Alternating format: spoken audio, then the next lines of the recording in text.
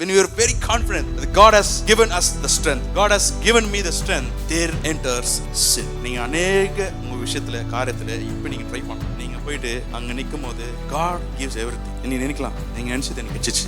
எனக்கு கிடைச்சிச்சுடா. I have received God's power. I have received the anointing. I have received the tongues of the Spirit. When you may be thinking like that, suddenly out of a moon, the sin enters. And then we create our own downfall.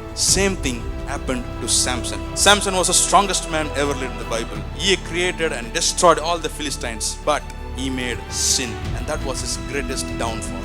He went to another town and he met a woman who was a prostitute, and he sinned. See, it's the weakness. He had all the things. He had power, he had possession, he was the leader. All people were looking up to him because he was the leader. He was like a one-man army wrecking all the enemies.